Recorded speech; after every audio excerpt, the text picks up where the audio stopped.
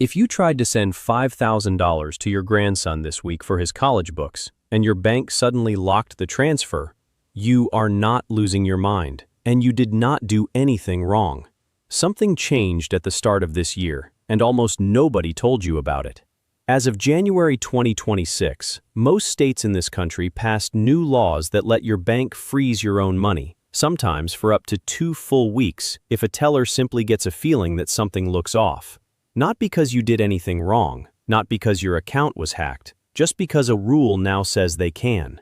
This is not a computer glitch, and it is not a scam targeting you. It is an actual law, and it is already trapping thousands of retirees out of their own bill money this winter. I'm going to show you exactly what this law is, why your bank suddenly has this power, a real story of what happened to one woman in Ohio when it hit her account, and the one specific thing you can say at the counter that gets your money released faster than almost anything else. Stick with me, because the fix here is simpler than you'd think, but only if you know it before you're standing at the counter, not after. I'm Walter Sinclair, and every week I go through the actual state laws, bank policies, and consumer protection updates so you don't have to dig through pages of legal language yourself. I want to be upfront. I'm not a bank employee, and I'm not a fraud investigator. I'm someone who reads this stuff closely and explains it in plain language. Everything in this video comes from actual state legislation and industry rules, and I'll point you to where you can check it yourself. Now let's get into what this law actually says. Here's the plain version of what happened. For years, banks were in a tough spot.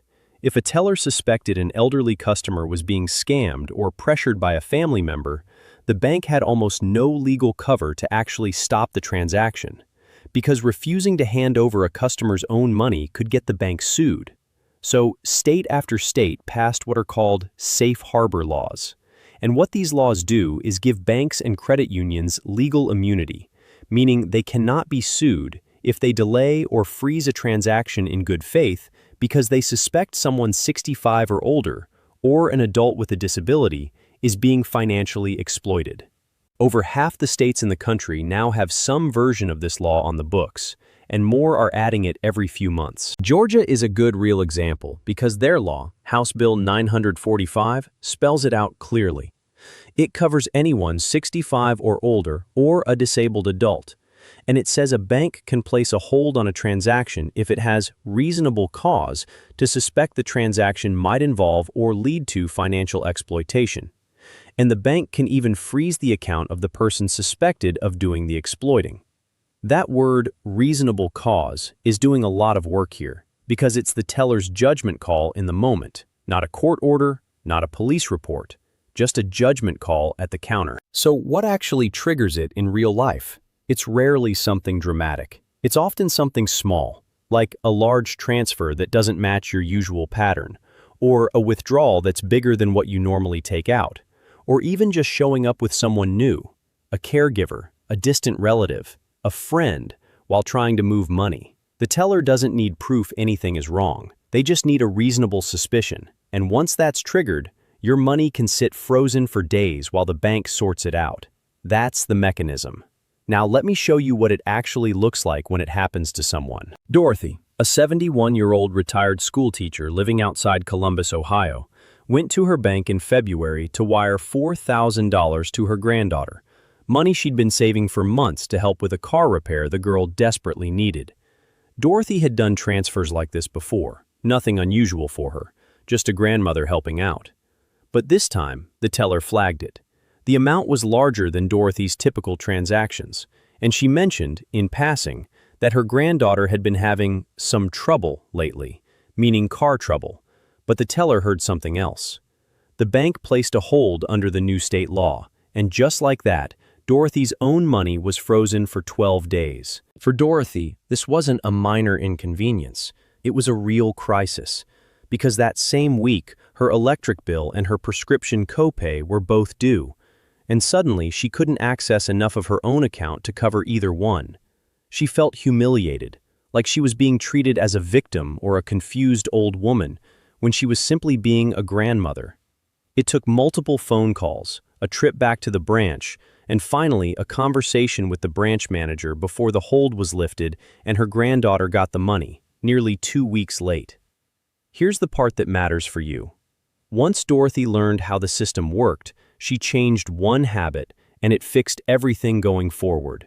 She started calling ahead before any transfer over $1,000, telling the bank exactly who it was going to and why. She never had a hold placed again. Her independence, her dignity restored, just by knowing the rule existed before she needed to know it. So beyond just calling ahead, there's a tool most seniors have never heard of, called a trusted contact. Most banks now let you designate one, sometimes two, people the bank can call if they ever have concerns about unusual activity on your account. And this person is not given access to your money. They simply get a phone call as a check-in. Setting this up takes about 5 minutes at your branch, or sometimes online, and it gives the bank someone to verify with instead of just freezing first and asking questions later.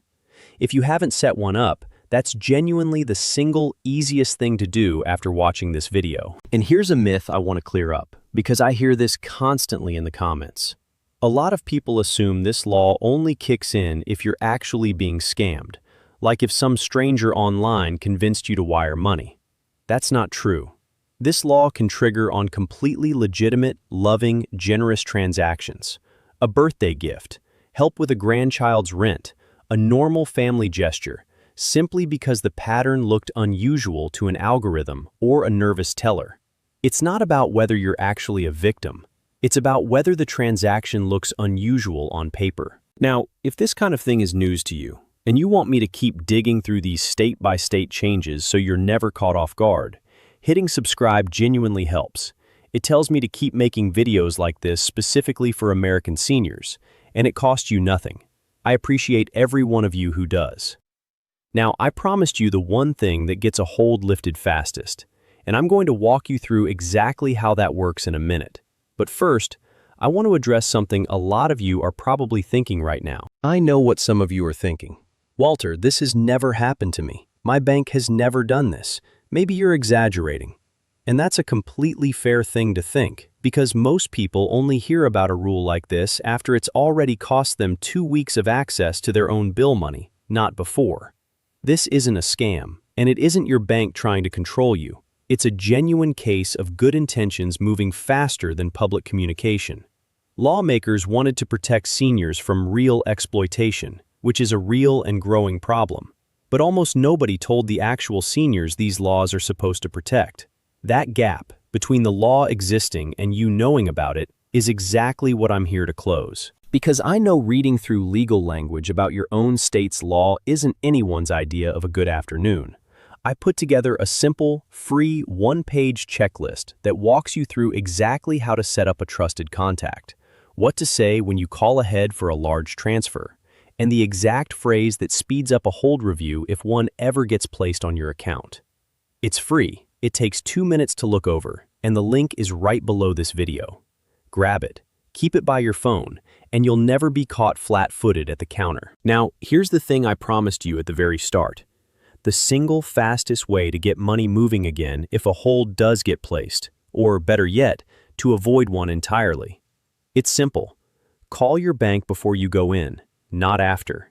Tell them the exact dollar amount, the full name of the person receiving it, and the specific reason for the transfer, in plain words, like, I'm sending $800 to my son David for a car repair. When a bank has this information in advance, on record, tied to your account notes, tellers see it immediately when you show up, and the unusual activity flag almost never triggers, because the transaction isn't unusual anymore. It's expected. Let's walk through a real example. Say you want to send $2,000 to your daughter for a plumbing repair. Instead of walking in and requesting it cold, you call the day before. You say the amount, the recipient's name, and the reason, and the representative notes it on your file. The next day, you walk in, request the same transfer, and because it matches exactly what's on record, it typically clears the same day. No hold, no delay, no explaining yourself to a nervous teller. That's the entire difference between Dorothy's 12-day nightmare and a same-day transfer. One phone call made in advance. This one habit, Pre-clearing is the closest thing to a guarantee this system allows. Let's lock in everything we covered, quick and clear. 1. Know that safe harbor laws now exist in most states, giving your bank legal cover to freeze transactions they find unusual. 2. Understand this can trigger even on completely legitimate family gifts, not just scams. 3. Set up a trusted contact with your bank this week. It takes 5 minutes. 4.